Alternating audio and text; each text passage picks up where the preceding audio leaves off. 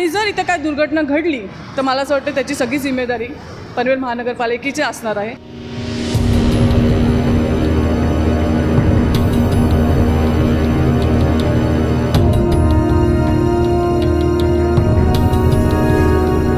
पनवेल येथील garden हॉटेलजवळ service road आहे, जो की चांगला आहे, पण त्या रोडला लागूनच म्हणजे हायवे फुटपाथला लागून एक फार जुनी विहीर आहे आणि ती ओपन आहे.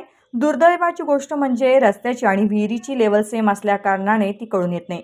त्यात विहिरीवर शेवाळा देखील जमा झालाय. रोड बनवत असताना तिथे सुपरवायझिंग करायला जे पनवेल महानगरपालिकेचे इंजिनियर्स असतील त्यांना ही विहीर निदर्शनात आली नाही का? विहिरीला सुरक्षित कंपाऊंड किंवा कठडा का बनवला नाही किंवा त्या विहिरीला तारेचं झाकण का लावलं नाही असे प्रश्न पनवेल महानगरपालिकेच्या माजी नगरसेविका प्रीती जॉर्ज म्हात्रे यांनी उपस्थित केलाय.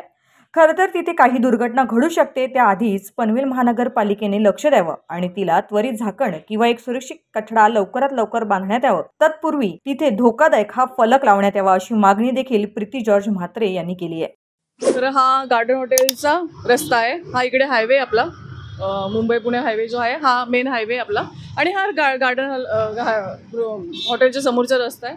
इथे मुनो रेसिडेन्सी. इथे रस्ता खूप छान झालेला आहे. याच्यावर चांगला खर्च देखील केलेला आहे आणि चांगलं केलेलं आहे. पण मला एक निर्देशनात आलं की आणि खूप मोठी मला असं वाटतं काळजी घ्या पूर्वक अशी मला वाटतं ही आहे.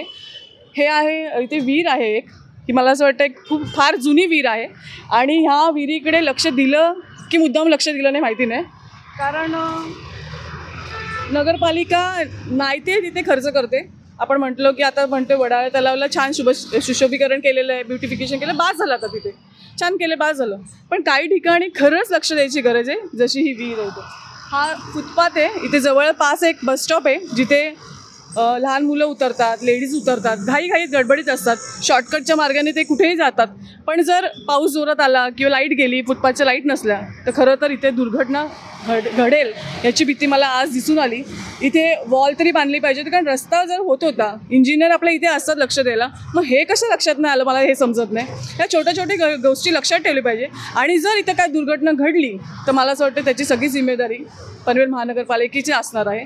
कारण सरळ सरळ इथे दिसते की इथे फुटपाथ आहे. फुटपाथवरून जर खाली आलं, खाली जर पडलं तर आपल्याला समजणार देखील नाही की कोण कुठे गेलेलं आहे. त्यामुळे ह्याच्यावर लक्ष द्यायला पाहिजे. बाकी सगळ्यावर खर्च बास झाला. आता खूप छान केलेलं आहे. स्मार्ट सिटी बनवायच्या नादामध्ये काही काही छोट्या छोट्या गोष्टी लक्ष ठेवा. कारण जर ही दुर्घटना घडली तर खूप मोठी दुर्घटना होईल. त्याच्यामध्ये आपले तुमचे कोणाचंही काही होऊ शकतं. त्यामुळे त्याच्यावर लक्ष देणं अति गरजेचं आहे.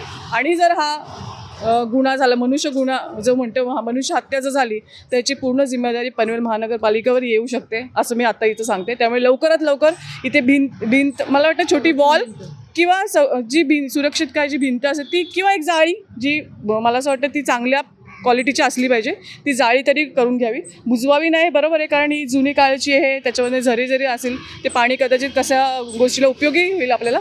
पण ह्याच्यात म्हणतात ना तारेचं काहीतरी कंपाऊंड जो काय येतं झाकण ते घातलं पाहिजे लवकरात लवकर.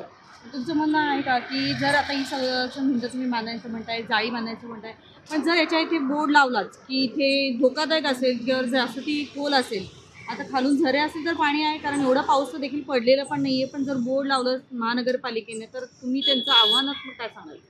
बोर्ड लावला तरी तो वाचता आला पाहिजे. कारण इथे हायवे बोलल्यानंतर बोर्ड लावून लोक बघायला तर पाहिजे त्या बोर्डकडे, असं आहे. त्यामुळे सगळ्यात उत्तम मला असं वाटते बोर्ड तर लावावाच, काहीतरी बाबा इकडे काहीतरी साईन ठेवा की बाबा डेंजरस साईन किंवा असं काहीतरी ठेवलंच पाहिजे.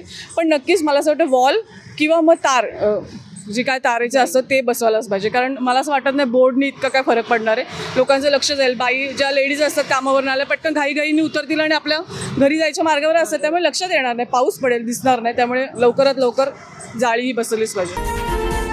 व्हिडिओ आवडल्यास लाईक करा आणि महाराष्ट्र न्यूज पॉइंटला सबस्क्राईब करून बेल आयकॉनला क्लिक करायला